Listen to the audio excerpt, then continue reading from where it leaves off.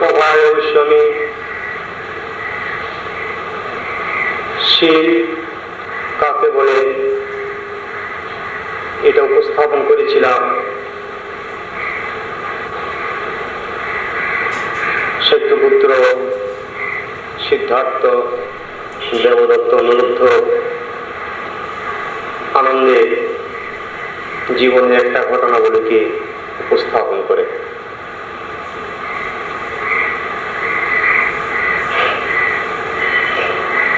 কাজেই সেই ঘটনার ভেতর দিয়ে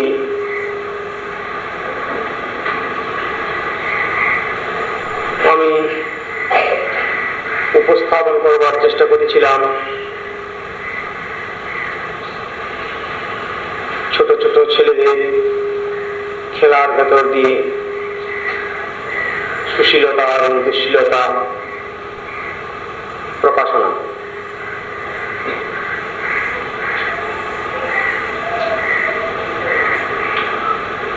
তো সেই পরিসরে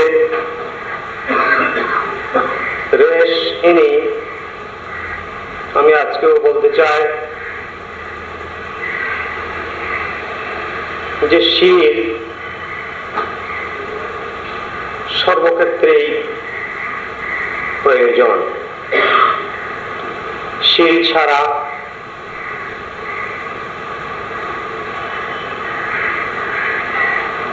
বিশেষভাবে মানবের কোনো স্থান নেই। যারা সুন্দর জীবন যাপন করতে চান, ঐহিক পারত্রিক মঙ্গল সাধন করতে চান, শীল তাদের পক্ষে অপরিহার্য। এ কারণে বিশুদ্ধি মার্গের মধ্যে শীলের প্রয়োজনীয়তা সম্পর্কে বলতে গিয়ে পণ্ডিত জনকতায় বলেছিলেন যে শাসনে কুলপুত্রাণং প্রতিষ্ঠা নর্থিয়ং বিনা অনিশংসং পরিচ্ছেদং তস্য শীলস্য উপবদে। যে কুলপুত্র যারা তাদের জীবনে নিজেকে প্রতিষ্ঠা করবার জন্য শীল ছাড়া আর কোনো গতি নেই। এই শীলের যে কত গুণ তা বর্ণনা করেও শেষ করা যায় না। অবশ্য আমি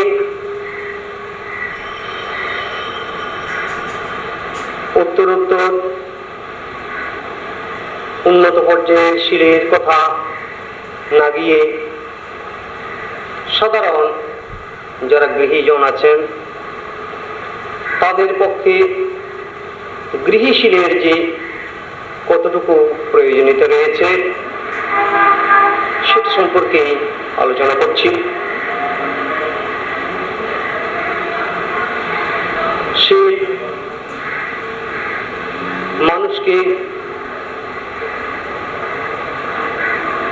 তার স্বভাবসিদ্ধ সুন্দর গতিপথে চলতে সহায়তা করে।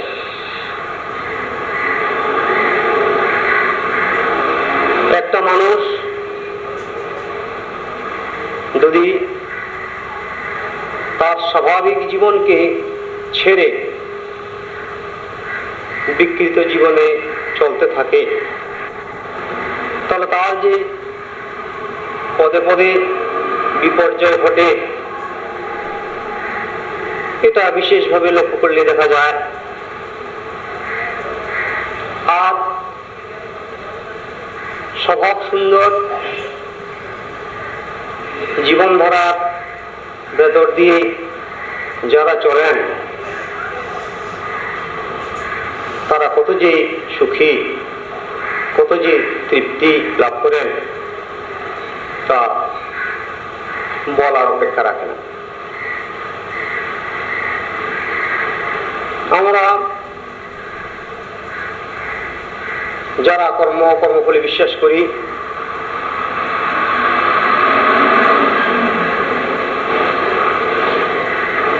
তা এক মুহূর্ত শীল ছাড়া চলতে পারে না। কারণ একটা কথা আছে, আঘাত করলে একটা শব্দ তরঙ্গের সৃষ্টি হয়, কাঠে আঘাত করলে কাঠ আহত হয়ে একটা শব্দ সৃষ্টি করে, কাংসের মধ্যে আঘাত করলে সে কাংসের গুণধর্ম অনুসারে একটা শব্দ সৃষ্টি হয়। কাজে একথাই বলা চলে, যে কোনো জায়গায় আমরা বীর্যপরাক্রমে আঘাত করি না কেন, স্থান অনুসারে একটা না একটা শব্দ সৃষ্টি হবেই। ঠিক আমাদের এই যে জীবনের তিনটা অবস্থা রয়েছে, একটা হচ্ছে কায়, আরেকটা হচ্ছে বাক্য, আরেকটা হচ্ছে মন। এই তিনটা ভেতর দিয়ে তার স্বভাব অনুসারে যা কিছু করি না কেন এক একটা কর্ম সৃষ্টি হয়। যেমন শরীরের দ্বারা কাউকে আঘাত করলে কর্ম সৃষ্টি হচ্ছে, কেউ আহত হয়ে পড়েছেন, তাকে যদি আমি শরীরের দ্বারা সহায়তা করি তাতে একটা কর্ম সৃষ্টি হচ্ছে। কেউ হয়তো জলের উপর মরছে, নিজের জীবনকে বিপন্ন করে তাকে জল থেকে তুলে আনলাম, শারীরিক পরাক্রমের ভেতর দিয়ে তাকে বাঁচিয়ে তুললাম, এটাও আমার কায়িক কর্ম। একইভাবে কেউ আঘাত পাওয়া, এই ধরনের চেতনা নিয়ে যখন তাকে তিরস্কার করছি, ঠাট্টা বিদ্রুপ করছি, সেটা একটা কর্ম হচ্ছে। কেউ হয়তো শোকগ্রস্ত, হয়তো তার জীবনধারার মধ্যে একটা বিকৃত কিছু সৃষ্টি হতে চলেছে, তাকে আমি আমার সাধ্য অনুসারে সান্ত্বনা বাক্য দিয়ে সান্ত্বনা করবার চেষ্টা করছি, শোক উপনোদন করবার চেষ্টা করছি, তাকে যথাযথ পথে চলবার জন্য উপদেশ দিচ্ছি। এটা হচ্ছে আমার কর্ম, সেটা বাক্য কর্ম। ঠিক কাউকেও কিছু বলছি না, একজন সুখী স্বাচ্ছন্দ্যে জীবনযাপন করতেছে, তার আয়াসলব্ধ ধনের ভেতর দিয়ে সে সুখ ভোগ করছে, তাতে আমি জ্বালা অনুভব করছি। সে যেন রূপে পড়ে এই ধরনের চিন্তা ভাবনা পোষণ করছি, সে যাতে নিঃস্ব হোক এই ধরনের চিন্তা ভাবনা পোষণ করছি। এই যে চিন্তা ভাবনা পোষণ করা, এটা একটা কর্ম। আর একজন হয়তো রোগে ভুগছে, নানা রকম দুঃখ ভোগ করছে, কিন্তু তার সেই দুঃখকে দেখে আমি আনন্দ অনুভব না করে দুঃখ অনুভব করছি, যাতে তার দুঃখ উপস্থিত হয় এই ধরনের চিন্তা ভাবনা করছি। এটাও আমার মানসিক কর্ম। কাজে এই যে আমাদের জীবনধারার ভেতর দিয়ে কায় বাক্য মন, তিনটা হচ্ছে কর্মপ্রবাহের উৎস। কাজে এই তিনটা কর্ম ধারা সুন্দর যথাযথ ধর্মপথে পরিচালনা করার নাম হচ্ছে শীল। কাজে এই যে শীল যারা পালন করে তাদেরকে রানীকে এক কথায় বলা যায় সর্বাঙ্গ সুন্দর পুরুষ। কাজে সর্বাঙ্গ সুন্দর যদি কেউ হতে না পারেন, তাহলে এই শাসনে বা এই জগতের মধ্যে তার স্থান নেই। যেমন একটা পরিষদের মধ্যে বহু লোক সমাগত হয়েছেন, যাদের পোশাক পরিচ্ছদ বড় সুন্দর, যারা সর্বপ্রকারের ক্লেদ মুক্ত,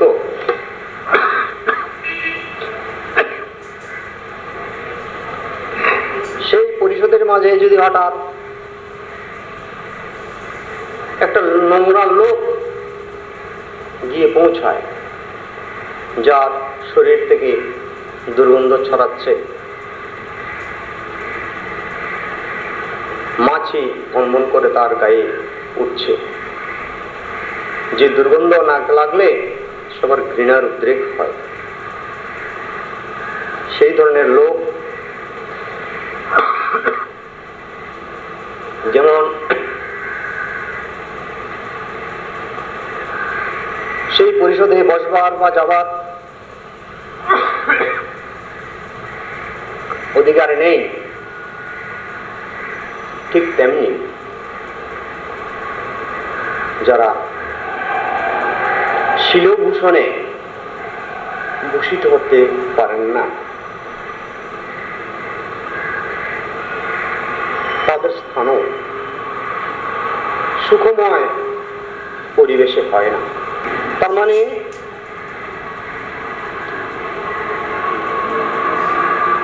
যারা শীল পালন করেন না তারা সুন্দর হতে পারে না। কারণ শীল হচ্ছে কায় বাক্য মনের এই যে অনাচার ক্লেদকে মুক্ত করে একটা নির্মল পরিসর সৃষ্টি করা। আমি জানি যারা প্রাণী হত্যা থেকে বিরত নন, প্রাণীর দুঃখে যারা দুঃখিত নন, যারা জিঘাংসা বৃত্তি চরিতার্থ করবার জন্য কায় মনোবাক্যে সর্বতভাবে প্রচেষ্টা চালিয়ে যান, তারা যারা লোভাতুর, ক্ষুদ্র হোক বৃহৎ হোক, পরদ্রব্য হরণে যারা তৎপর এবং সেই ধরনের কলুষ চিন্তা যারা পোষণ করেন, চুরি করুক বা না করুক, সেই ধরনের লোক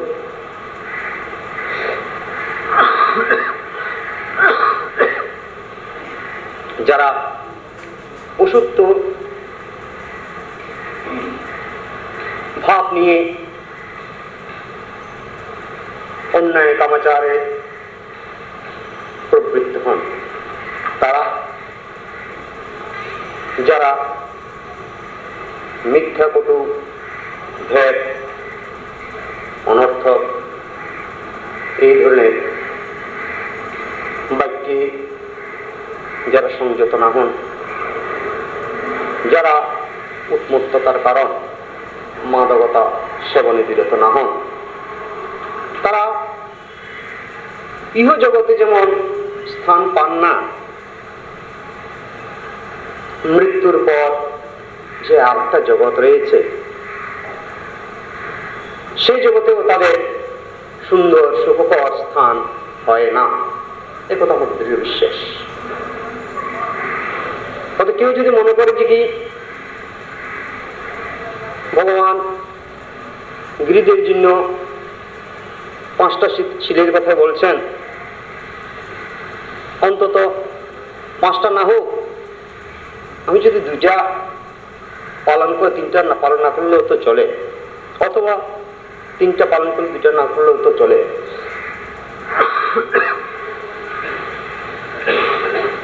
সেক্ষেত্রে এটাই বলবো আমি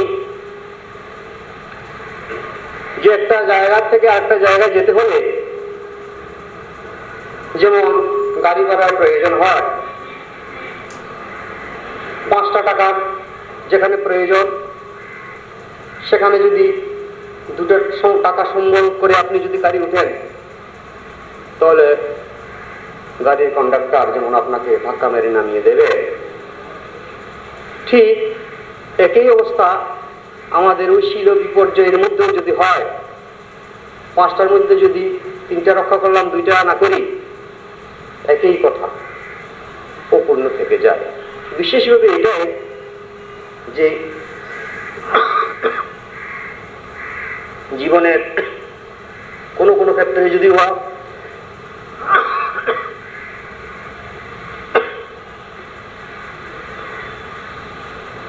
হয়তো কিছুটা ফাঁকির অবকাশ থাকে, কিন্তু আত্মজীবন আত্মশুদ্ধির ব্যাপারে কিন্তু সেটার কোনো অবকাশ নেই।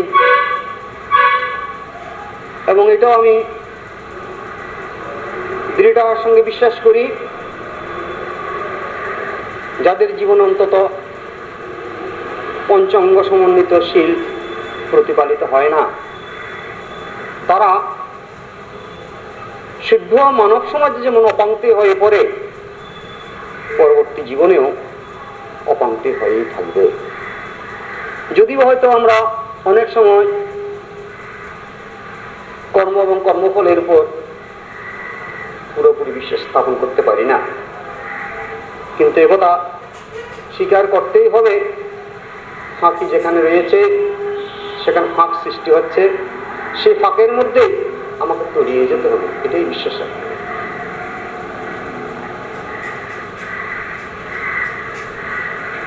এ কারণেই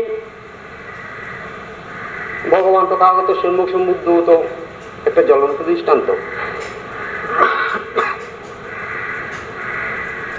যতক্ষণ পর্যন্ত তাঁর জীবনে লক্ষাধিক 400 কল্প কাল ধরে এই যে পারামিটার ধর্মের উন্নতা ছিল, ততক্ষণ পর্যন্ত তো তিনি সম্বোধি জ্ঞান লাভ করতে পারেন নাই। এটাই তো সবচাইতে জ্বলন্ত দৃষ্টান্ত। আমাদের ব্যক্তির জীবনেও একই কথা খাটে, যদিও হয়তো আমরা এটি সম্যকভাবে উপলব্ধি করতে পারি না। না পারার কারণ হচ্ছে আমাদের অজ্ঞতা। যাদের জীবনে যত বেশি অজ্ঞতা রয়েছে, তাদের জীবনে ততটুকু ভুলের প্রশ্রয় দেখা যায়। আর যারা সম্যকভাবে বিচার বিশ্লেষণ করতে সমর্থ হন, তারা অবশ্যই এই কথা স্বীকার করতে হবে যে আঘাত করলে যে একটা শব্দ সৃষ্ট হবে, কাজে ওই ক্ষেত্র অনুসারে যেমন সে শব্দ সৃষ্টি হয়, আমাদের কায় বাক্য মনের এই যে 3টা অবস্থার সু এবং কু, এই চিন্তা ভাবনার ভেতর দিয়েও একইভাবে ফল সৃষ্টি হচ্ছে, যেটা আমাদের এক জীবন নয়, অনেক সময় দেখা যায় অনন্ত জীবন ধরেই তার ফল ভোগ করতে হবে। তার দৃষ্টান্ত হচ্ছে মহামঙ্গলায় যে কোন সুদূর অতীতে অমিত্র রূপ স্ত্রী প্ররোচনায় উদ্বুদ্ধ হয়ে মাতা পিতাকে আঘাত করেছিলেন, তার ফলে তাকে অনন্তকাল ধরে নরক যন্ত্রণা ভোগ করতে হয়েছিল। কিন্তু কর্মের এমন অভোগ বিধান, যেই জীবন থেকে তিনি সেই কর্ম সৃষ্টি করেছিলেন, সেই জীবন থেকে আরম্ভ করে অন্তিম জীবন যখন তথাগত সম্মুখ সম্বুদ্ধ গৌতমের দর্শন পেয়েছিলেন, সেই জীবনে দেখা যায় তার দেহ রজত কাঞ্চন নয়, এমন একটা রং যেটা মানুষের দৃষ্টি আকর্ষণ করে না। সে কৃষ্ণ রং হয়েছে কেন? ওই পাপ কর্মের প্রবাহ। হয়তো অজ্ঞাতসারে তিনি মাতা পিতাকে আঘাত করেছিলেন, জ্ঞাত হয়েও কিন্তু তার রেস থেকে তিনি নিজেকে অব্যাহত করতে পারেননি। আমি এই কারণেই বলছি, জ্ঞাত বা অজ্ঞাত অনুসারে যা কিছুই করি না কেন সেটার ফল অমোঘ, অলঙ্ঘনীয়। কাজেই সর্বপ্রথম এবং সর্বপ্রধান আমাদের জীবনে শীল বলবো আমি পাঁচটা, সেই পাঁচটাকে ভিত্তি করে উন্নততর অবস্থায় যাওয়া সম্ভব হয়। কিন্তু সেই পাঁচটায় যদি আমার অপূর্ণ থেকে যায়, ঊর্ধ্বতম শীলের কথা চিন্তা করা আমার পক্ষে বাতুলতা ছাড়ার কিছু না।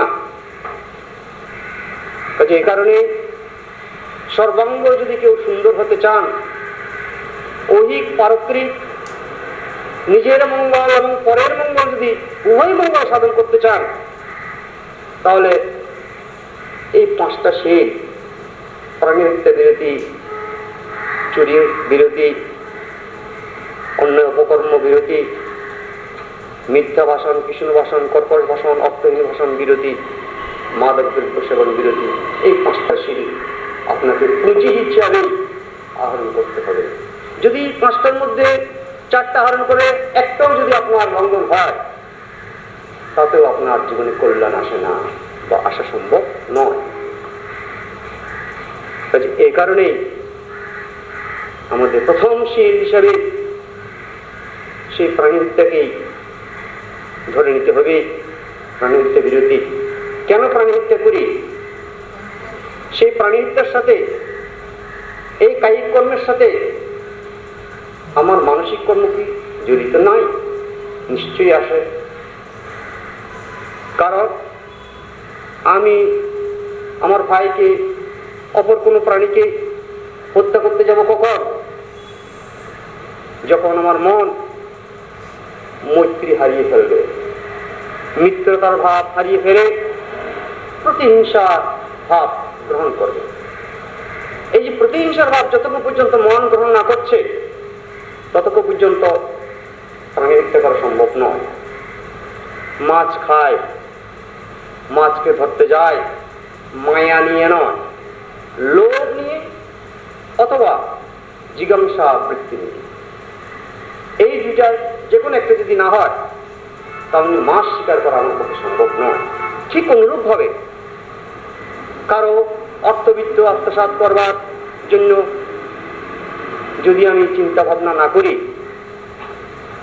অপরের ধন সম্পদ জোর লুণ্ঠন করে নেওয়ার যদি চিন্তা ভাবনা আমি যদি না করি, অপরের ধন সম্পদ আত্মস্থ করবার যদি চেষ্টা না করি, তাহলে আমি তাকে হত্যা করা সম্ভব নয়।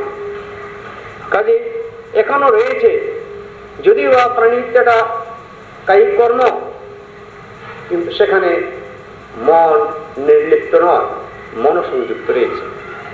কাজে মন সংযুক্ত হয়ে যখন আমি কোনো প্রাণীকে হত্যার চেষ্টা করছি, উপক্রম করছি, এবং প্রাণী বলে আমার সেটা ধারণা হচ্ছে, এই যে অঙ্গগুলো যখন পূর্ণ হয়, তখন প্রাণী।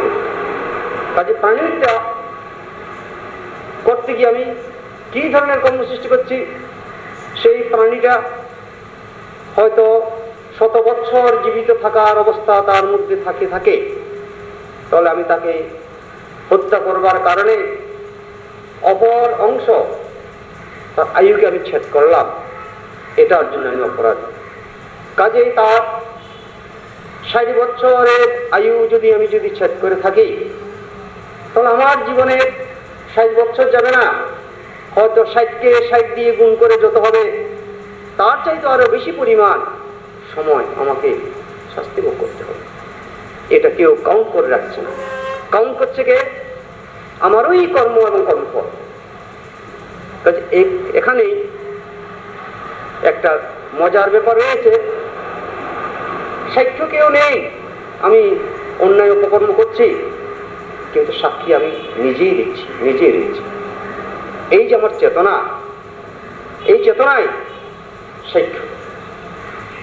এই কারণেই ভগবান বলছেন সব্যে প্রাসন্তি দণ্ডস্য সব্যে ভায়তি মচ্ছন অর্থানাং উপমং কর্তব্য না হানিয়া না ঘাতে। যে প্রাণী মাত্রেই জগতের মধ্যে এমন কেউ নেই যে ত্রস্ত হয় না, মৃত্যুকে ভয় করে না, দণ্ডকে ভয় করে না। কাজে সর্বপ্রাণী দণ্ডকে ভয় করে, মৃত্যুকে ভয় করে। অত্যানং পুণ্যং কর্তব্য, আমিও ঠিক সেই প্রাণী জগতের একটি প্রাণী। কাজে আমিও দণ্ডকে ভয় করি, মৃত্যুকে ভয় করি। নিজের অবস্থা কথা চিন্তা করে না হানেয় না ঘাতে, কাজে হত্যা করা উচিত নয় এবং নিধন করা উচিত নয়। কাজে আমাদের ব্যক্তিক জীবন, সমষ্টিগত জীবন যদি সুন্দর করতে চায়, আমাদের অবশ্যই শীলে প্রতিষ্ঠিত হওয়া বাঞ্ছনীয়। শীল ছাড়া কোনো গতি নেই। পরম কারণে তথাগত একথা আমাদের সামনে কপটে প্রকাশ করেছেন কর্মফলের উপর বিশ্বাস স্থাপন করবার জন্য। কাজেই যারা কর্ম এবং কর্মফলে বিশ্বাস স্থাপন করতে পারেন না, তাদের পক্ষে নির্বিচারে যে কোনো ধরনের ভালো মন্দ করে যাওয়া সম্ভব। কিন্তু যারা ধার্মিক, ধর্মপরায়ণ, যারা কর্মফলে বিশ্বাসী, তাদের পক্ষে সম্ভব নয় নির্বিচারে কোন রকমের কাজ করা।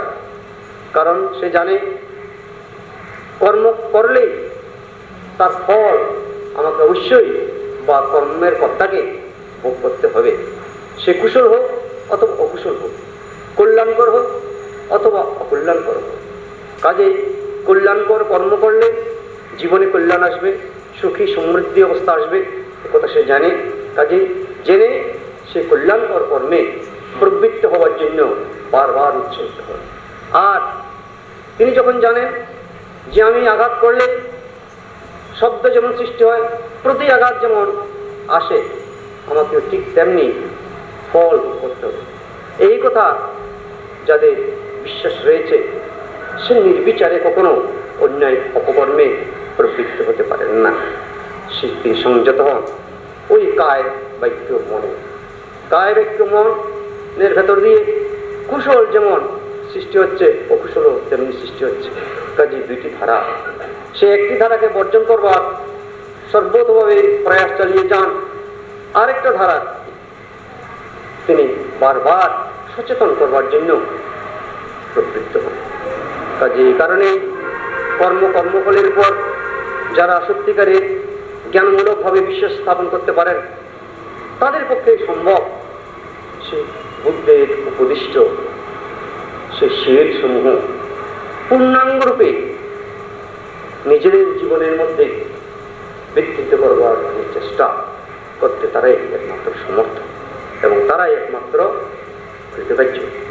আমি আর অধিক অগ্রসর না হয়ে কোথায় বলবো যে গৃহী জীবনের এই যে 5টা শীলের কথা ভগবান বুদ্ধ নির্দেশ দিয়েছেন, এই শীল সমূহ অপরিহার্য। এই যদি শীল পূর্ণাঙ্গরূপে পালন করা না যায়, তারা দেবজীবনের কথা বাদ দিলেও মানব রূপেও পূর্ণাঙ্গ মানব হিসাবে তারা পরিগণিত হল না। আর যারা এই 5টি শীল জ্ঞানত প্রতিপালন করে যান, তারা যেমন পূর্ণাঙ্গ সুন্দর মানবী হতে সমর্থ হন, মৃত্যুর পরও কামসুগতি যেটাকে বলা হয়, যেটা ভোগ সম্পদে পরিপূর্ণ, সেই 6 দেবলোকে যে কোনো দেবলোকে যেতে সমর্থ হয়। আর সেই পঞ্চশীলের যে কোনো একটা শীল যদি অপূর্ণ থেকে যায়, অপাঙ্ক্তেয় লোক যেমন সাধু সজ্জন বা সুন্দর পরিবেশে যাওয়ার অধিকার থাকে না, ঠিক অপূর্ণাঙ্গ শীল যা রয়েছে তার পক্ষে সম্ভব নয় কামসুগতিতে যাওয়া। ব্রহ্মলোকের কথা নাই বা বললাম, বা তদুর্ধ স্থানে যাওয়ার কথা নাইবা বললাম। কাজেই পূর্ণাঙ্গশীল আমাদের গৃহী জীবনে বিশেষভাবে প্রয়োজনীয়তা রয়েছে। সেই পূর্ণাঙ্গশীল যতক্ষণ পর্যন্ত আমরা পালন না করছি ততক্ষণ পর্যন্ত আত্মশুদ্ধি হওয়া সম্ভব নয়। আত্মশুদ্ধি না হলে আত্মমুক্তির চিন্তা আমাদের মনে আসতেও পারে না এবং বিমুক্তিও আমাদের সুদূর পরাহত। কাজেই আমি সবাইকে অনুরোধ রাখবো যাতে বুদ্ধির সুপ্রতিষ্ঠ অষ্টশীল পুঙ্খানুপুঙ্খরূপে জ্ঞানত প্রতিপালন করবার জন্য উৎসাহিত হওয়া প্রতি গৃহীজনের উচিত এবং তাতে অনুরক্ত প্রীত আসক্ত হওয়া বাঞ্ছনীয় বলে আমি মনে করি। কাজে আমি আর অধিক অগ্রসর না হয়ে এখানে আমার বক্তব্যের